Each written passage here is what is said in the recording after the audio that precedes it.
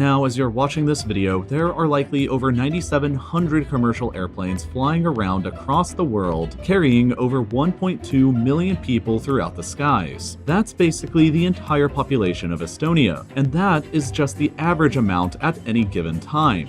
On some very busy days during the high season in June, over 200,000 flights will take place across the world over a 24-hour period. And despite all of that metal flying through the sky in every direction all the time, collisions almost never happen. There's always a very choreographed dance happening above you up in the skies around the world 24 hours a day, with tens of thousands of moving parts and people who plan it all out. And while the system is nearly perfect in keeping everything safe, it's still not 100% perfect all of the time. Accidents do happen, and the incident that I'm about to tell you about had the potential to become the worst accident in the entire history of the aviation industry, had a few things gone slightly differently. On January 31st, 2001, Japan Airlines had two flights whose destinies were soon to be horrifyingly intertwined. JAL Flight 958, a McDonnell Douglas DC-1040, was flying from Busan, South Korea to Tokyo, Narita. She had 237 passengers and 13 crew on board,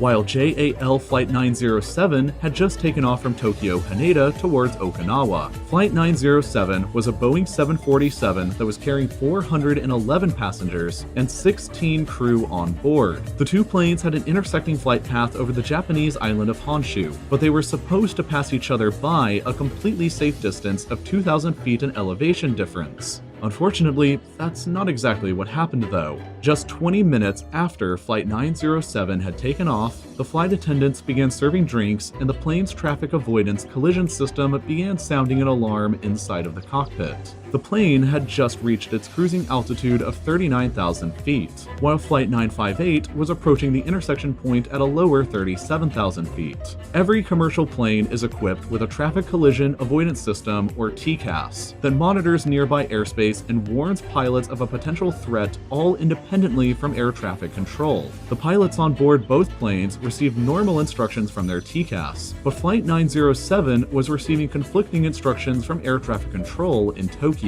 The controller on duty for the area that both planes were flying through was a brand new 26-year-old trainee named Hideki Hachitani, who was probably overloaded with 12 different flights to manage all at the same time. He intended to instruct Flight 958, cruising at 37,000 feet, to descend further to increase the intersection distance, but instead, he accidentally told Flight 907 to descend. The pilot on the plane chose to listen to air traffic control over his plane's integrated TCAS, and therefore descended in altitude, which put his plane onto a direct collision course with Flight 958. When Hachitani noticed that Flight 958 had remained at a steady altitude and was heading towards disaster, he ordered the pilot to turn right to get off the collision course. But for some reason, that message never reached the pilot. Hachitani's supervisor was a woman named Yasuko Momi, and while she did eventually notice her trainee's error, she also managed to make things even worse. She meant to instruct Flight 907 to climb in altitude to avoid a crash, but for some reason, she accidentally said Flight 957 to climb. And since there wasn't a Flight 957 in operation that day, nobody listened to it, and both planes remained on their dangerous collision course. And once the two planes were within visual proximity of one another, the pilots of both realized that something very bad had happened indeed.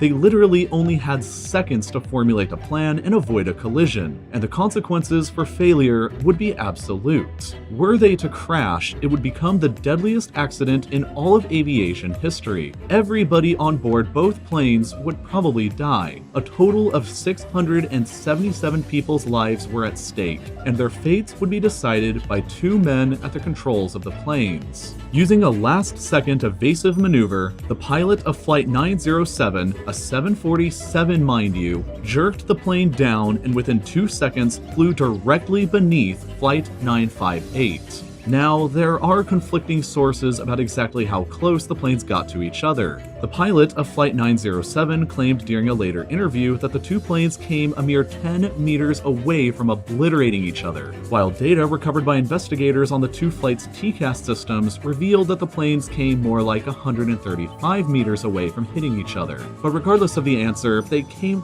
terrifyingly close. When Flight 907 performed its last-second evasive maneuver, several things happened inside of the cabin. Passengers and flight attendants who weren't buckled in flew up and smashed their bodies into the ceiling before falling back down. Drink carts were flung around the cabin, which hit people and spilled boiling water. One young boy who wasn't buckled in was even thrown across 4 rows of seats, and another woman broke her leg. In total, 7 passengers and 2 crew members received serious injuries that required medical attention, while 81 more passengers and 10 crew members sustained minor injuries amounting to bruises or scalded skin from boiling water. Nobody aboard Flight 958 was injured at all, which continued on its way to Tokyo normally. Flight 907, meanwhile, canceled their trip to Okinawa and immediately returned back to Tokyo, where medical crews were waiting to treat the injured. 30 passengers were sent to the hospital afterwards, but everybody recovered and nobody died during a disaster that could have been much, much worse. Years later, the ATC trainee on duty that day was sentenced to 1 year in prison, while his supervisor was sentenced to 1 year and 6 months for their roles in the incident. The ultimate lesson from the story is that while humans can design nearly perfect systems of transportation, humans themselves aren't perfect, and multiple mistakes made by us can occasionally lead to a nightmare.